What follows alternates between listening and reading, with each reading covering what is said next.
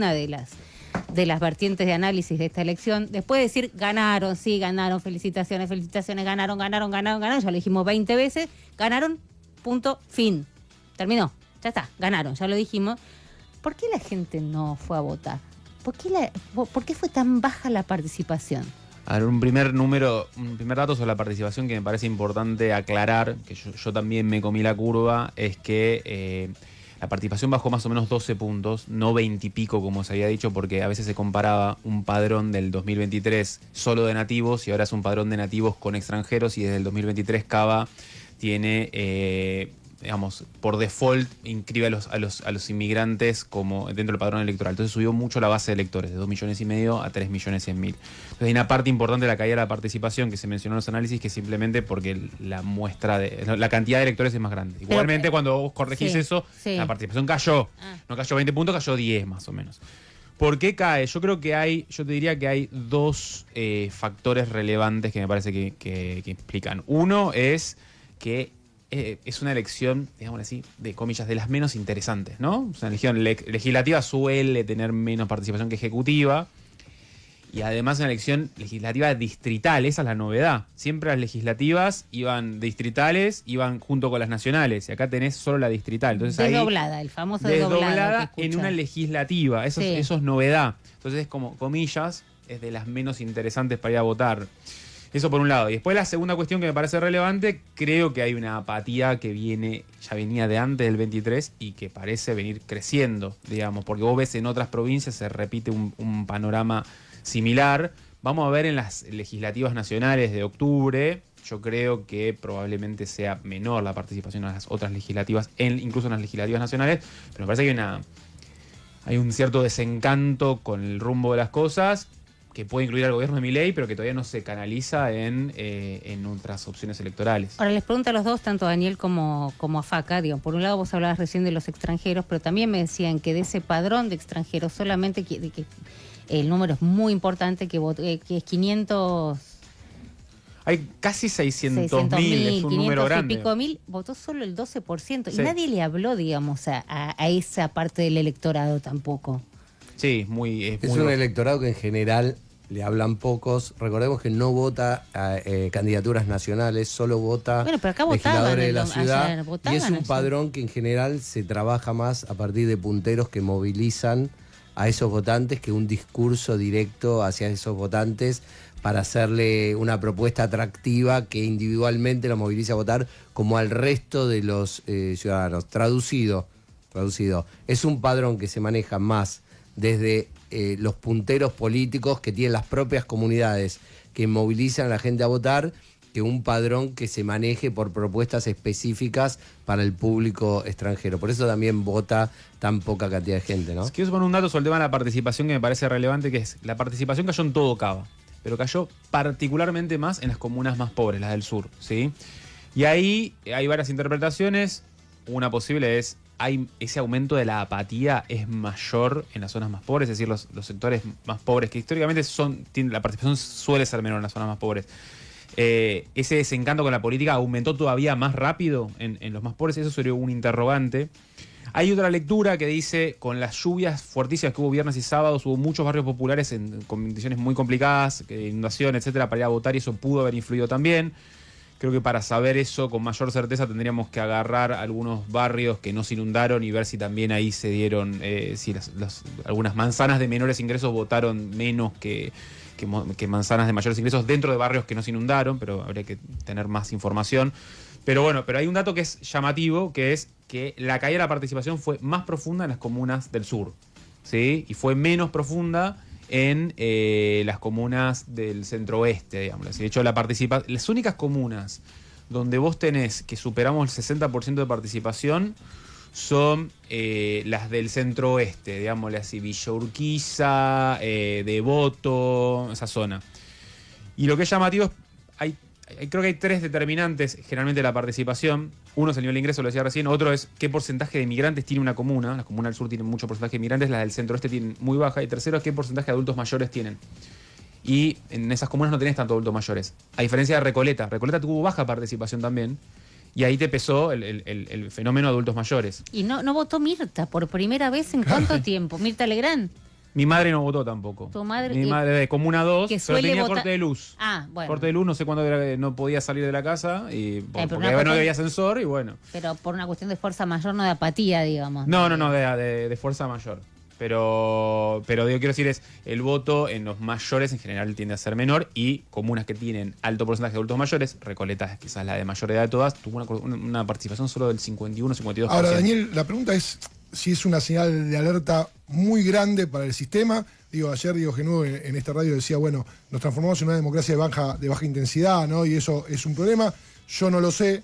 La verdad no lo veo tan claro en ese sentido, creo que las instituciones funcionan y demás, pero si es una luz de alerta ese 53% de voto en capital, o no es una alarma preencendida para la democracia, para el sistema. A mí me preocupa, no sé ustedes. Mucho, no es que me preocupa un poco, es lo que más me preocupa. Me dicen, estás de mal humor, me dicen, ¿sabes? Porque ganaron las libertades. No, para nada. Me preocupa mucho que no advirtamos este fenómeno y que no veamos cómo la gente le está dando la espalda en general, porque antes, en la elección anterior, y por favor le pido a mis compañeros que se sumen, en la elección anterior, el enojo lo canalizaron a través de un candidato, que fue Javier Milei. Pues la política, la casta, manga de mierdas, todo, no lo votamos, listo. Ahora la apatía o el enojo se canaliza a través de la no participación. Yo creo que, a ver, vuelvo al punto, creo que está subiendo la apatía. Dicho sea lo cual, la elección de ayer es diferente a todas las demás por lo que decía de que es la primera vez que se vota una legislativa distrital. Entonces es un poco peras con manzanas con otras elecciones. Comillas, ¿no? Es de las elecciones menos interesantes para votar. Bueno, vos me decís a mí, fui a votar porque a mí me gusta votar, pero al mismo tiempo los candidatos se jugaban, había figuras preponderantes que podrían haber ocupado. Un presidente, un expresidente, un casi presidente, ¿no? Reta, qué sé yo, no sé. Pero yo creo, normalmente, digamos, la elección en las generales presidenciales y balotaje suele ser muy alta, las legislativas de medio término un poquito menos, y una legislativa distrital separada del resto. En el ranking de qué tan interesante, cuánto se define el futuro del país, me parece que no es está más abajo. La gente piensa que esta elección no servía para nada, por ahí. Por ahí algo de eso. A ver, bien viste que en las PASO siempre hay menos votos que en las generales. Sí. Yo te diría que hay un parecido de familia con las PASO en lo que pasó ayer, en el sentido que es una legislativa distrital, esa por lo menos es mi interpretación. Por eso esperaría a ver una elección realmente comparable con otras del pasado, como la legislativa de octubre, a ver si efectivamente se confirma esa tendencia hacia una menor participación. Vos me apretás contra la espalda de la pared y te digo, sí, probablemente sea menor la participación, porque no creo que 10 puntos de caída es una banda de la participación. No creo que los 10 se expliquen simplemente porque es una elección menos interesante. Ahora, aparte, Daniel, se puede 2 o 3 puntos, puede ser 4, 5, no 10. Daniel es Daniel Steingart, espero haberlo dicho bien, curador de proyecto Argendata en Fundar. Estamos hablando sociólogo. Creí que eras economista. Bueno, mucho. Me dedico bastante a temas de economía, pero estudié sociología. Muy bien. Ahora después nos vas a contar bien de qué se trata este proyecto de Argendata en Fundar, pero estábamos hablando de la baja participación que hubo ayer en las elecciones. Bueno, con el diario del lunes parece que a La Libertad Avanza le vino bastante bien ese número, o hay que pensar que en realidad si hubiese ido a votar el 70% del padrón o el 60 y pico, hubiese sido un número parecido porque es como una proporción que siempre se sostiene. Mira, yo no creo que hubiera cambiado mucho el resultado a priori por cómo se da el patrón de participación si hubiera habido más participación. No termino de estar seguro de esa idea. Sí hay un hecho que es clarísimo, que eso me parece interesante para remarcar. Cuando La Libertad Avanza emerge como fuerza política en 2021, tiene un voto fuerte en las comunas más pobres, que además son las comunas más jóvenes. O sea, ahí hay un efecto entremezclado entre que lo votaban los pobres, lo votaban los jóvenes, o los jóvenes realmente son más pobres que el resto, por si ingresos son menores. Entonces, en el 2021 vos tenías que la Libertad Avanza era más fuerte en las comunas del sur y poco fuerte en las comunas del norte. En las generales del 23 pasó lo mismo. Y en el balotaje del 23 se invirtió eso, creció muchísimo en las comunas del norte porque le robó el electorado al PRO. Eso mismo del balotaje 23 se observó ayer. Entonces vos lo que tenés en las elecciones de ayer es que donde más votos sacó La Libertad Avanza es en Puerto Madero. 50% de los votos. Después le sigue a Recoleta, 38%. En las comunas del sur anduvo también relativamente bien, y donde peor anduvo son las comunas más clase media, que son más las del centro. Pero entonces, esto te lleva a pensar que el voto de La Libertad Avanza surgió como un voto popular y hoy tiene una figura, vamos a ponerla así, más parecida a lo que fue Menem, que ganaba por abajo y ganaba por arriba. Eso se notó mucho desde el balotaje 2023 y ayer parece haber habido algo similar. Como que, a ver, la Libertad Avanza multiplicó por 2,2 su porcentaje de votos respecto al 23. Es decir, Marra había sacado 13% en el 2023 y ayer sacó, la Libertad Avanza sacó 30%, multiplicada por 2,2. Donde más multiplica su porcentaje de votos en las comunas del norte, multiplica por 3. Y en las del sur también crece, multiplica por 1,5. Pero como multiplica tanto más en las comunas del norte, ahora pasa a ser el lugar donde es más votado de todos. ¿Sí? Era un lugar poco votado en las comunas del norte y ahora pasa a ser el lugar donde más votos tiene. Y eso es porque le roba electorado al PRO. Entiendo yo que es porque muchos ciudadanos ven que con mirada antiperonista, ven que la Libertad Avanza hoy es la principal fuerza que puede encarnar esa mirada. Pero vos estás diciendo, y creo que Faca manejaba los mismos números, donde tuvo menos apoyo fue en la clase media. Sin embargo, se la pasó dando anuncios. ¿Sí? Le pasas un toque el Mica. Estamos presente, compartiendo todo. Sí. Estamos compartiendo mic, mate, todo. Todo lo que empiece con M. ¿Qué más podemos compartir? Milanesas. Milanesa. Las que no le quiere dar Javier a Mauricio. Sí. Todo acá. Mondongo, Marido. marido. ¿Por qué no? A esta altura, masitas. Bien. Escuchame una cosa. Hizo un montón de anuncios para la clase media. ¿O para quiénes fueron los anuncios? No sé, de anuncios para la clase media. Te pregunto, porque para mí también fue campaña de Adorni desde la vocería, ¿no? Claro que sí.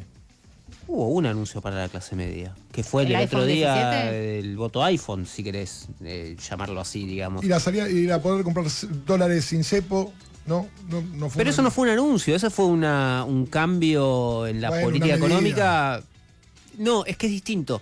Es un cambio fundamental en el programa económico. No es un anuncio focalizado de manera electoralista para que la clase media te vote. Te puede votar por eso, pero no es el objetivo, digamos.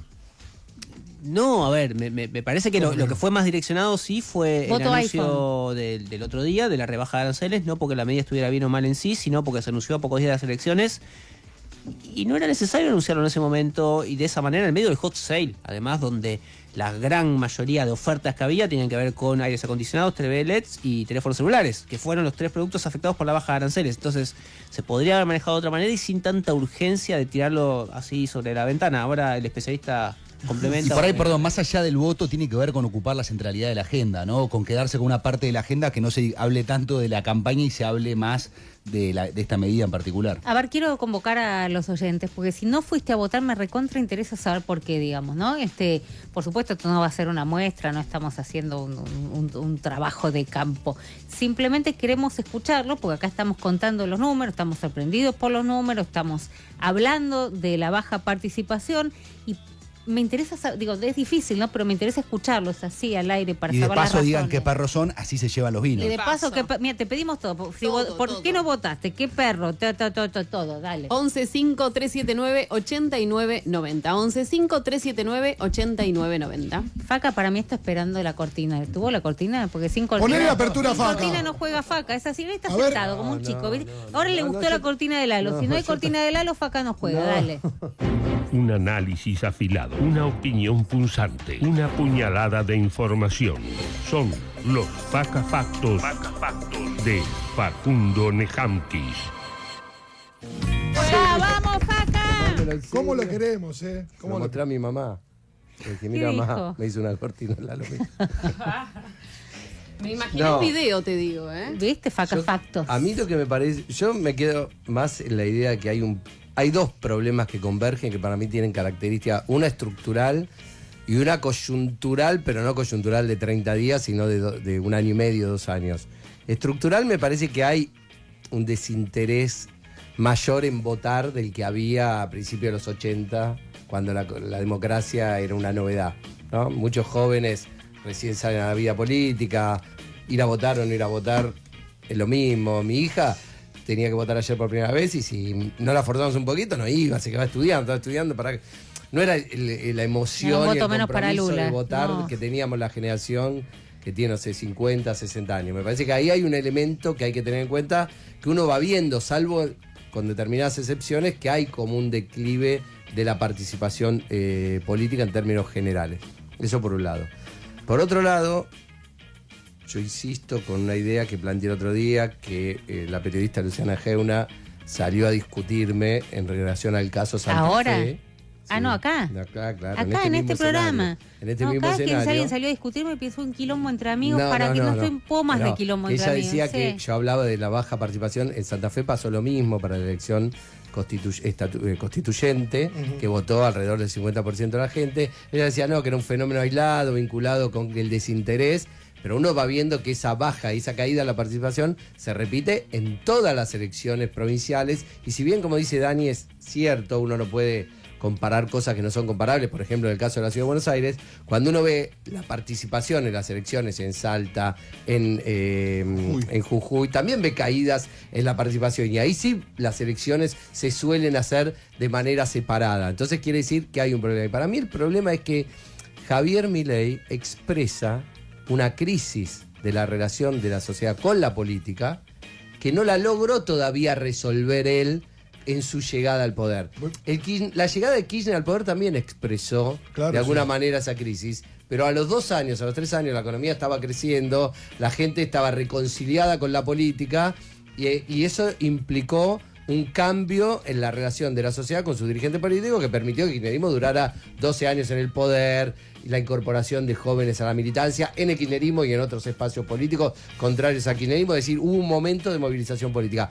A este gobierno eso todavía no le pasó. Pero los pibes no están recontra movilizados a favor de la libertad avanza, no acompañan, no. Me mira con cara rarísima. No, digo, puede ser que tengas minorías intensas, pero sí, pero si fuera así uno debería esperar que la participación en los jóvenes esté subiendo, y no veo razones para creer eso, pues pareciera que la caída de la participación se está dando en distintas franjas etarias. Quiero sumar algo de lo que decía, volviendo a algo antes del corte, que mencionabas que los anuncios para la clase media y todo eso. Yo le diría, Milei lo que tiene, hoy lo discutía con un colega, decía, bueno, Milei crece más en las comunas del norte porque el dólar barato favorece más a los ingresos, a los que tienen más ingresos, porque pueden irse a viajar afuera por el tema de electrónica y eso. Yo digo, mira, el dólar barato en general es algo que buscan todos los gobiernos porque beneficia, es insustentable, pero en el corto plazo beneficia a ricos y pobres, a los ricos por ese mecanismo de que sube el ahorro en dólares, de viajar afuera más barato, etcétera. Y el dólar barato también baja la inflación, y como baja la inflación beneficia a los más pobres también. Por eso yo creo que tenés un crecimiento en general de los votos a la Libertad Avanza, que también le ha pasado a Macri en 2017, bastante, claro. Es muy parecido el fenómeno. Y después, cuando a Macri eso se le explotó por los aires porque fue insustentable, bueno, todo eso se dio vuelta como una media. Entonces la pregunta, para mí de fondo, o sea, si vos me preguntás a mí, de acá a octubre, ¿qué creo que va a pasar? Si el gobierno logra mantener el dólar, la banda cambiaria con la inflación en torno al 2% mensual, bueno, le va a ir bárbaro, creo. Si no logra llegar a octubre, ahí se le va a empezar a empiojar como le pasó a Macri. A priori, hoy las expectativas son de que llega. La pregunta es, ¿el día después le da o no le da? A Macri, yo me acuerdo, en el 2017 el gobierno de Macri hablaba de vamos a crecer 20 años seguidos, vamos a llegar a Australia en 20 años, ya, es la última crisis, decía Duhovne, ya está, acá hicimos, y a los pocos meses les explotó una crisis muy grande. Y acá hay parecidos de familia con eso. Hay una diferencia grande, que es que ahora tenés superávit fiscal y antes no, pero tenés lo que compartís con el 2017 es que tenés lo que se llama un déficit de cuenta corriente bastante grande. Si estás importando cada vez más y ahora los dólares los estuviste financiando con blanqueo, ahora con el aporte del fondo, etcétera.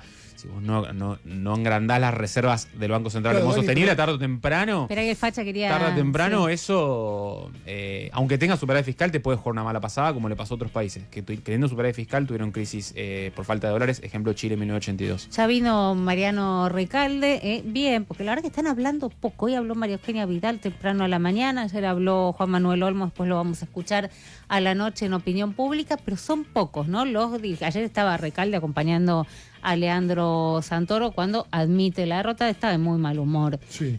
Santoro de hecho no le habló, que es un tema que no es menor, no le habló a la militancia, que después había mucho malestar, ¿no? Me contaban los colegas que están cubriendo. Te agrego algo más antes de abrir otra pestaña, en sintonía con lo que dice Dani, y con lo que vos decías, me parece que la medida, si querés, económica más fuerte del último mes y piquito, fue no algo que se anunció, sino que se hizo, que fue contener los precios, que la suba del dólar producto de la apertura del cepo, no se fueron los precios. Entonces se habló con los empresarios, se habló con los supermercados, se habló con las concesionarias, se los apretó en algún punto, si querés, con una manera un poco más elegante de la que tenía Moreno, no en términos morenistas, Moreno, pero sí no se hablamos los... de Kimi Moreno, de otra pestaña, No importa, quedaron sí. afuera. Sí. Pero digo, fue eso, hubo una... Este gobierno tiene la premisa de que la inflación tiene que bajar. Es el único objetivo de su política económica y no sé si es su único objetivo de gobierno. Es una promesa electoral, ¿no? También, total. Y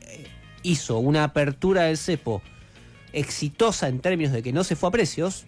Tuviste una inflación de 2,8 contra una de 3,7 el mes previo. Y lo trabajó activamente eso. No es que ocurrió porque las fuerzas del mercado se alinearon. No, estuvo el Ministerio de Economía llamando a todos para que nadie toque las listas de precios, para que no trasladen a precios la devaluación, diciéndolo abiertamente. Entonces, esa me parece que fue, si querés, la política en algún punto electoralista, porque tenía unas elecciones a la vuelta de la esquina, pero también... La fue muy poquita. Sí, bueno, pero fueron 10 puntos y con inflación... Es más fuerte que el voto iPhone, digamos.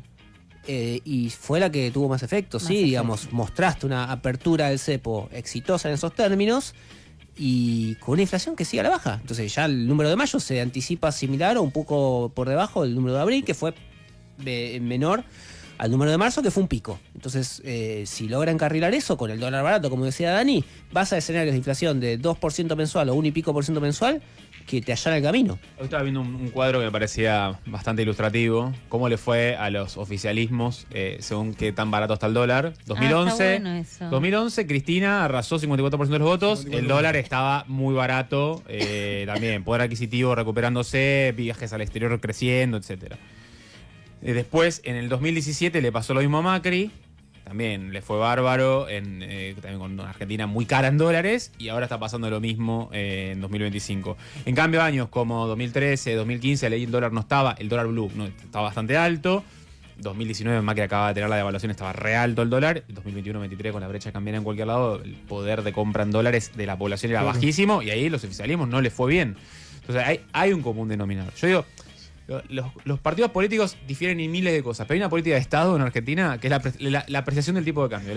Todos buscan eso porque saben que tiene un rédito electoral. El problema es que hasta ahora las experiencias que hicieron eso sirven para ganar elecciones, pero no te sostenés en el tiempo. Tarde o temprano te explota por los aires. Le pasó a la dictadura, bueno, no en un régimen democrático, pero intentaron ganar legitimidad en el 80-81 con una Argentina carísima en dólares, se les explotó todo en el 82. El menemismo lo logró durante 10 años, después explotó pésimo en la crisis del 2001. El kirchnerismo fue atrasando el tipo de cambio hasta donde pudo, con cepo, qué sé yo, 2015, pero bueno, en 2011 ganó en parte patazo cambiario. Macri lo intentó hacer en 2017, le fue bien, pero después le fue insostenible. Y este gobierno da una alerta en marzo en relación a eso, que lo llevó durante 3 meses a una caída en su imagen, una caída en las expectativas económicas, porque no había dólares, se fugaban los dólares, caían las divisas, la inflación subió 4 puntos en marzo, logró con el plan, viste como el videojueguito Extended Play, sí. ¿no? Le extendió el jueguito un tiempito, o sea, hay que ver hasta cuánto le dura. O sea, el que apuesta al dólar barato, gana. Un rato. Está bien, ya es más largo, pero está bien. A ver, pedimos llamar a los oyentes antes de escuchar a los oyentes de por qué no participan.